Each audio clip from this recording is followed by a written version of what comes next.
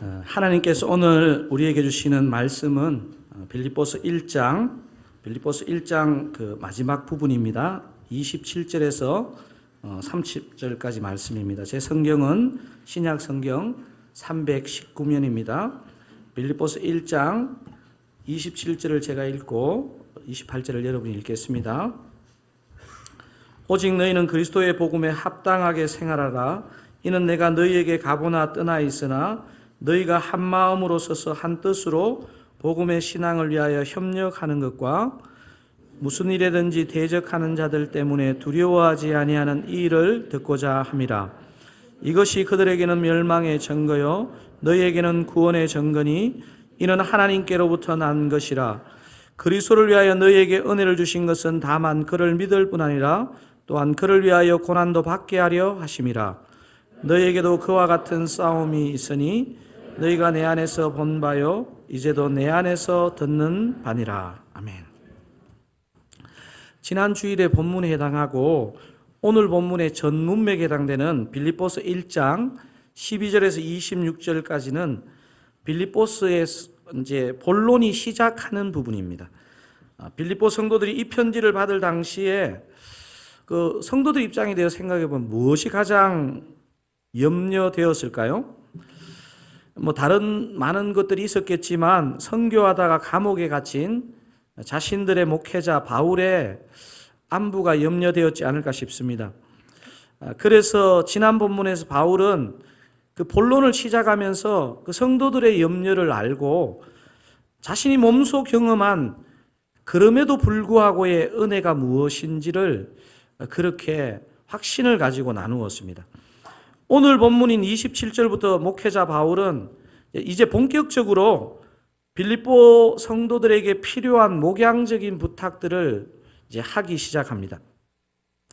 빌립보서 전체에서 바울에게 일관되는 우선적인 관심은 뭐냐면요, 자신이 아니고 너희 성도들이었다는 사실입니다. 그러니까 저와 여러분이 이 복음적인지를 점검하는 아주 쉬운 방법이 하나 있는데요. 나의 1차적인 관심이 내가 아니고 상대방에게 가 있으면요, 이게 복음적이다 이렇게 감히 말할 수 있습니다. 이런 맥락에서 바울은 본문 27절에서 그리스도의 복음에 합당하게 생활하라 이렇게 권면합니다.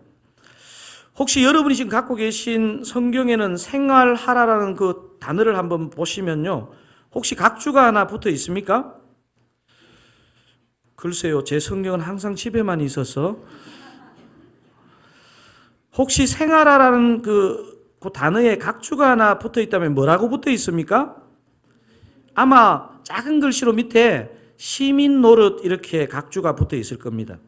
그러니까 여기에 사용된 생활하라는 단어는 그 시민 노릇이란 뜻의 어근을 가진 단어고요. 빌립보서 3장 20절에 우리의 시민권은 하늘에 있는지라에서 이 시민권과 같은 어근을 가진 단어입니다. 그래서 복음에 합당하게 생활하라는 말은 다른 말로 하면 하나님 나라의 시민권자답게 살라는 그런 말입니다.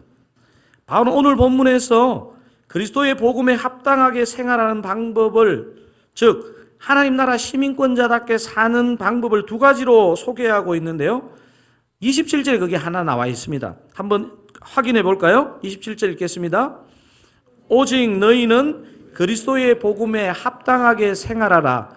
이는 내가 너희에게 가보나 떠나 있으나 너희가 한 마음으로 서서 한 뜻으로 복음의 신앙을 위하여 협력하는 것과, 지금 그리스도의 복음에 합당하게 생활하는 방법, 즉 하나님 나라 시민권자의 첫 번째 특징이 뭐라고 말하고 있습니까? 한 마음으로, 한 뜻으로 복음의 신앙을 위하여 협력하는 것이라고 그렇게 바울은 권면하고 있습니다. 그저 서로 협력하고 살면 좋지 않겠습니까? 이 정도의 얘기를 하고 있는 게 아닙니다. 하나 되는 것, 협력하는 것, 이것이야말로 하나님 나라 시민권자의 모습이고 복음의 본질이라는 말입니다. 한 마음, 한 뜻, 협력하는 것이 왜 복음의 본질일까요? 여러분, 아담과 하와의 범죄를 기록하고 있는 장이 창세기 몇 장입니까? 3장입니다. 3장에 보면 아담과 하와의 범죄의 결과로 사중의 관계가, 사실 이 사중의 관계라는 것은 모든 관계가 깨어졌다는 것을 보여줍니다. 범죄의 결과로 하나님과의 관계, 대신관계가 깨어졌고요. 자기 자신, 자아와의 관계, 그래서 대아 관계가 깨어졌고요. 다른 사람, 아담, 하와 서로 간에 대인관계가 깨어지고, 자연이 노동을 해야, 땀을 흘려야 생산물을 내는 대물관계도 깨어지는 사중의 관계 파괴를 창세기 3장에서 기록합니다. 그래서 한마음 한뜻 그렇게 협력하는 것은 그렇게 하면 참 좋아 보인다 이런 정도가 아니고, 창세기 3장에 깨어진 그 복음의 본질을 회복하는 것이라는 게 바울의 의도입니다. 사랑하는 사랑가족 여러분, 그래서 사람과의 관계가 깨지는 것을 그냥 쉽게 보시면 안 됩니다. 사람과의 관계가 깨지는 것은 복음의 본질에 손상을 가져오는 죄입니다. 하나님 나라 시민권자답게 사는 두 번째 방법으로 바울은 28절을 기록하고 있는데요. 색깔 있는 글씨에 유의하면서 28절을 한번 읽어보겠습니다. 무슨 일에든지 대적하는 자들 때문에 두려워하지 아니하는 이 일을 듣고자 함이라. 이것이 그들에게는 멸망의 증거요, 이는 구원의 증거니 이는 하나님께로부터 난 것이라. 자, 하나님 나라 시민권자답게 사는 첫 번째 방법이 뭐였습니까? 한마음 한뜻으로 복음의 신앙을 위하여 협력하는 게 하나님 나라 시민이 이렇게 산다는 것입니다. 두 번째는 뭡니까? 대적하는 자들 때문에 두려워하지 않는 일입니다. 이것은 쉬운 말로 하면요, 사단 마귀를 두려워하지 않는 것을 말합니다. 이것도 마찬가지로 인간에게 죄가 들어옴으로 두려움이 따라 들어왔습니다. 여러분, 분명히 하나님이 아담과 하와를 처음 창조했을 때 이 두려움이라는 게 없었습니다. 여러분, 두려움이라는 감정은요, 죄가 들어왔기 때문에 생겨난 감정입니다. 어떻게 하면 사단 마귀를 두려워하지 않을 수 있을까요? 어떻게 하면 이 두려움에 빠지지 않을 수 있을까요? 쉽습니다. 쉬워도 너무 쉽습니다. 그러니까 정말 두려워할 뿐, 정말 두려워할 하나님을 두려워하면 사단이 두렵지 않게 되고요. 또 우리가 불필요한 두려움에 빠지지 않게 됩니다. 그래서 이런 말이 있습니다. 두려움을 두려워하지 않기 위해 하나님을 두려워하십시오. 진정으로 하나님을 두려워하시는 그 사랑가족 다 되시기를 주님의 이름으로 축원드립니다. 저는 오늘 설교에서 하나님 나라 시민권자답게 사는 방법, 즉 복음에 합당하게 생활하는 방법에 대해서 더 자세히 다룰 여유가 없습니다. 저는 남은 시간을 통해 이 고난의 문제, 고통의 문제를 다루려고 합니다. 제 기억으로 사랑교회 청빙 설교를 제가 하면서 고통을 한번 다루었고요.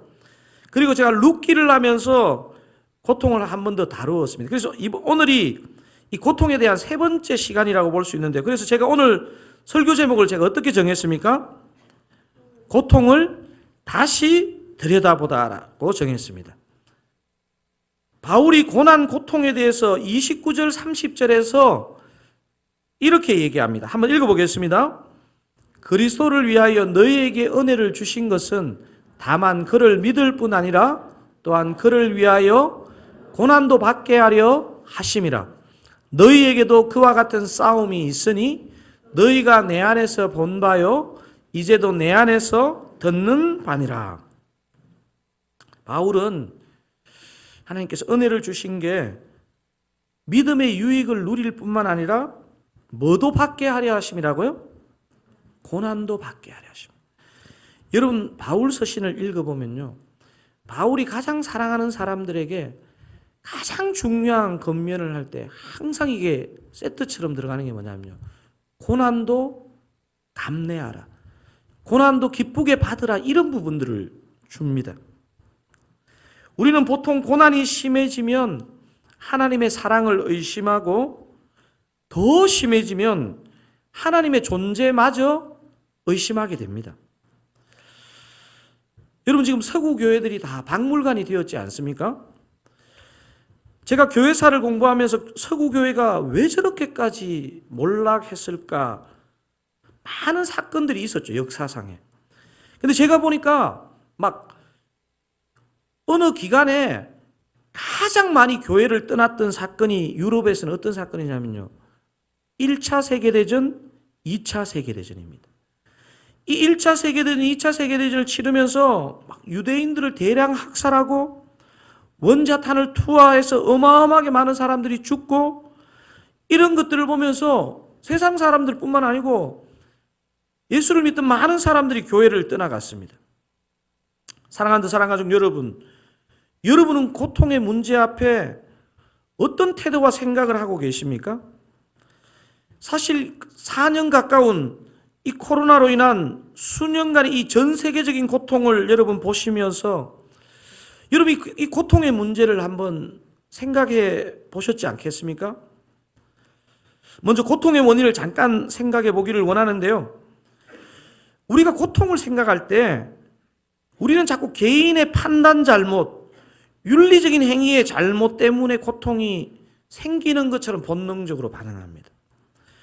물론 그 개인의 잘못된 판단이나 윤리적인 행위가 고통을 만들기도 하고 고통을 가중시키기도 합니다. 하지만 우리 개인의 판단 잘못과 행위의 잘못이 고통의 근본 원인은 아닙니다.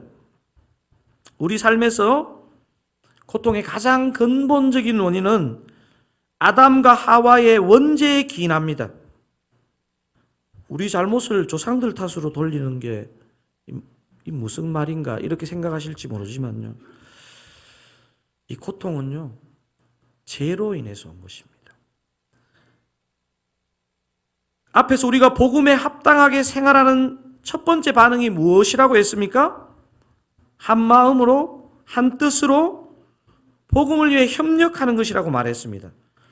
바울이 왜 이걸 지적했을까요? 갈라지는 것, 나뉘어지는 것은 개인적인 잘못을 넘어서 아담의 원죄에 그 뿌리를 두고 있다는 것을 말하고 있습니다. 그래서 창세기 3장 하나님이 금지하신 선악과를 아담이 먹고 나니까 우리가 좀 전에 살펴봤잖아요. 사중의 관계가 깨어지는 일이 발생했지 않습니까? 다시 한번 정리해보면 하나님이 금지하신 선악과를 먹은 결과 어떻게 되었습니까?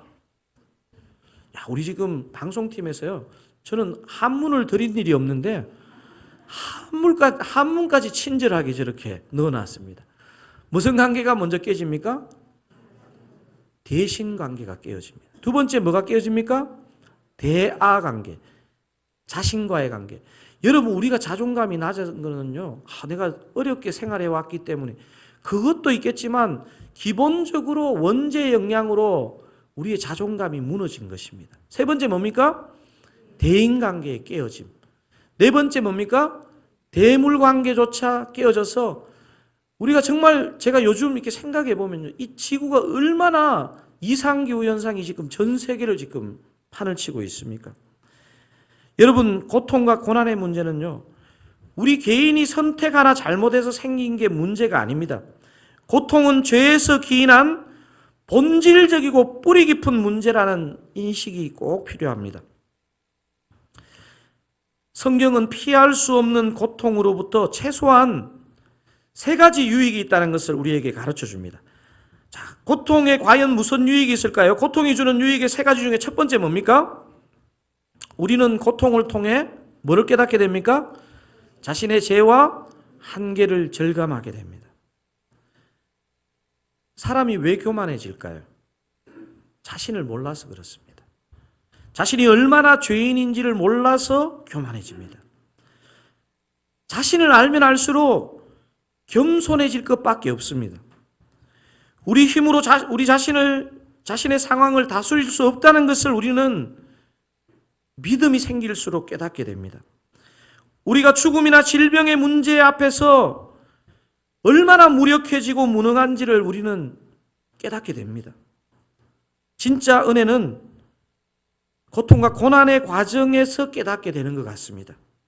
이런 의미에서 우리 삶에서 일어나는 고통과 고난이 다 나쁜 것만은 아닌 것 같습니다. 자, 고통이 주는 첫 번째 유익이 뭐였습니까? 우리는 고통을 통해 자신의 죄와 한계를 절감하게 된다는 사실이고요. 두 번째, 거기에서 그치지 않고 고통이 주는 유익이 뭡니까? 우리는 고통을 통해 하나님의 존재와 사랑을 절감하게 되고 절대 신뢰하게 됩니다. 아멘입니까? 고통과 고난이 찾아오면 우리는 본능적으로 하나님의 사랑을 의심하게 됩니다. 더 심해지면 하나님의 존재도 부정하게 됩니다. 하지만 자신의 죄와 한계, 무력감을 진짜 깨달은 사람은요, 주님을 찾게 됩니다. 저는 여러분이 오늘 이 자리에 나오신 이유가요, 바로 이런 이유 때문에 나오신 거죠. 이 세상에서 가장 분명한 사실이 하나 있다면 하나님이 우리를 사랑한다는 사실입니다. 성부 하나님의 사랑은 당신의 하나뿐인 아들을 십자가에서 죽이신 사랑입니다. 성자 예수님의 사랑은 어떤 사랑입니까? 우리가 지난 주일에도 이 부분을 살펴봤는데요. 우리가 뭐였을 때? 죄인 되었을 때 돌아가신 그럼에도 불구하고의 사랑이라는 말씀을 지난 시간 나누었습니다. 여러분 이제 로마서 5장 8절은 다 외우시죠? 자, 눈을 감고 한번 외워보도록 하겠습니다. 예. 잠깐만요. 눈을 감고 외우라 했는데 바로 자신 있게 자막을 보시면서 우리 로마서 5장 8절 큰 소리로 한번 우리가 어떤 사랑을 입었는지 한번 읽어보겠습니다. 우리가 아직 죄인 되었을 때에 그리스도께서 우리를 위하여 죽으심으로 하나님께서 우리에 대한 자기의 사랑을 확증하셨느니라. 아멘. 하나님 아버지의 사랑은 아들이 죽는 고통을 지켜보셔야 했던 사랑입니다. 여러분 세상에서 가장 잔인한 아버지가 있다면 아들을 희생하는 거 아니겠습니까? 사랑하는 사랑가족 여러분, 이렇게 우리를 사랑하시는데 우리를 왜 고통 가운데 그냥 두실까요? 여러분 조금 전에 읽었던 그 구절과 우리에게 고통을 그냥 허용하시는 것은요, 참 우리 머리로 이해하기 힘든 부분입니다. 근데요, 제가 보니까 우리가 지금 고통을 통해 얻을 수 있는 유익 두 가지를 살펴봤는데 이 마지막 세 번째가 굉장히 신비고 역설입니다. 3번 한번 우리 큰소리 읽어보겠습니다.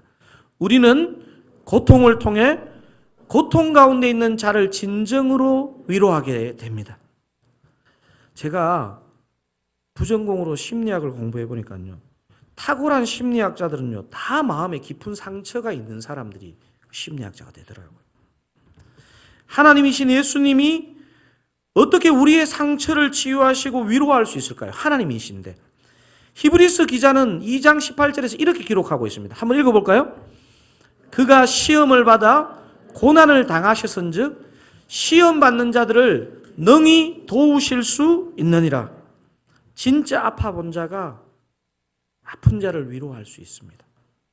이런 의미에서 저와 여러분은 상처 입은 치유자입니다. 오늘 본문인 빌립보서 1장 29절이 말하는 고난은요, 바로 사명을 위한 고난입니다.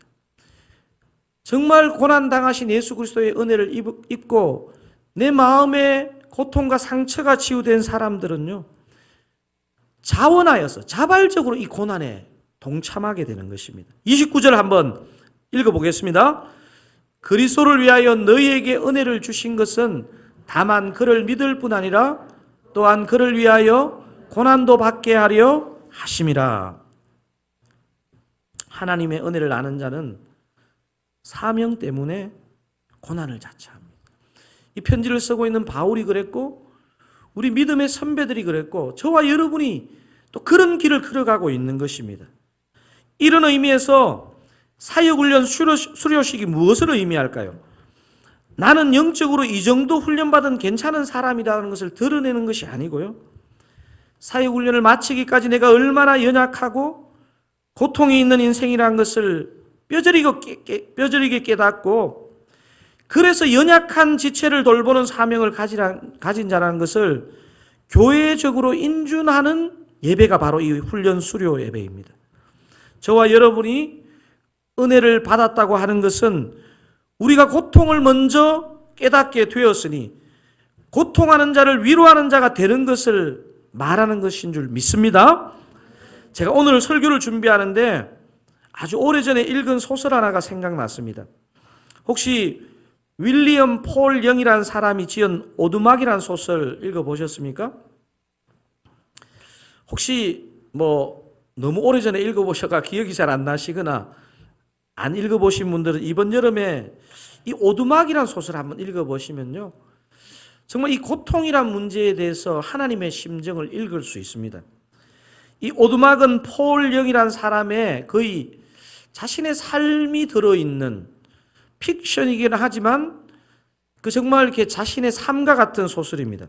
폴 영이 2007년에 이 책을 출간하기 위해서 출판사에 문의했는데 무려 27개 출판사에서 거절을 당했다고 합니다.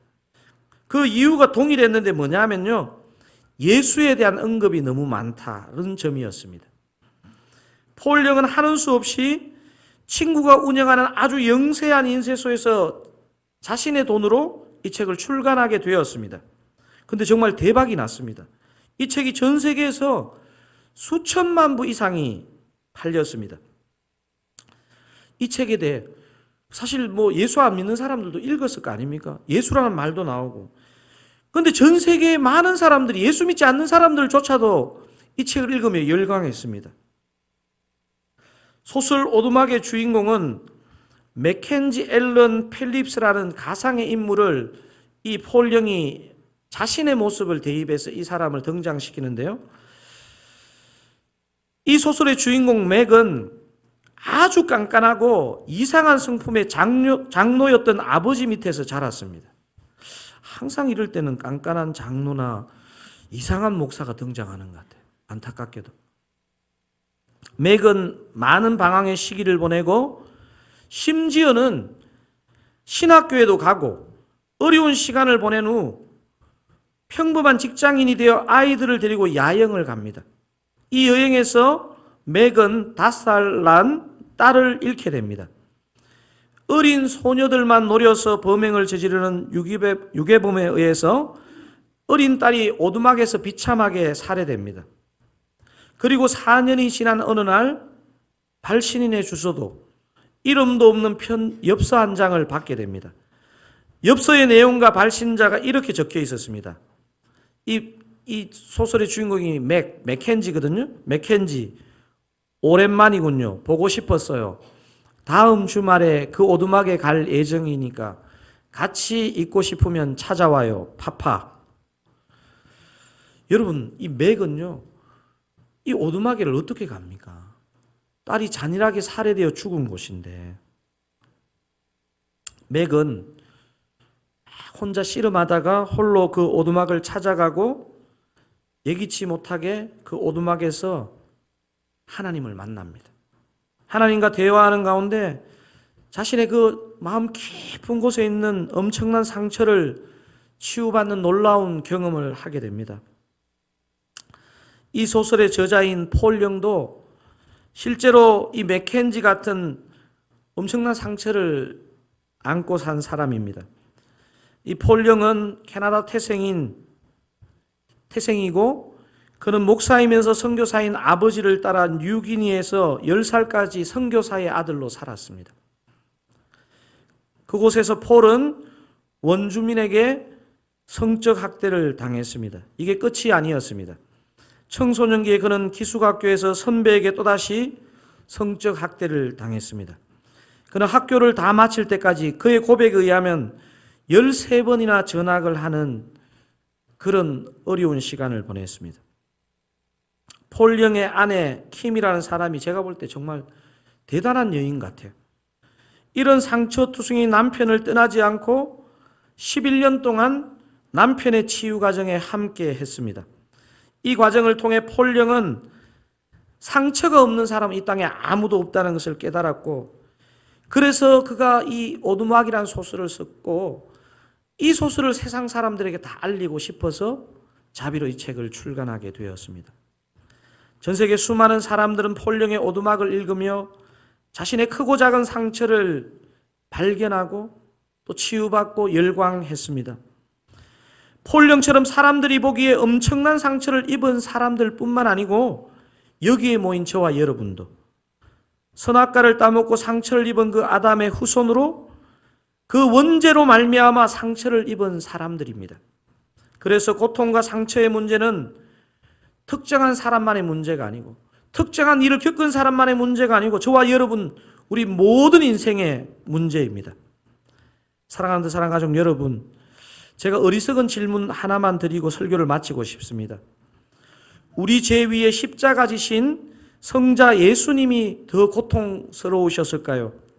아니면 우리 같은 죄인 위에 하나뿐인 아들을 희생하신 성부 하나님이 더 고통스러우셨을까요?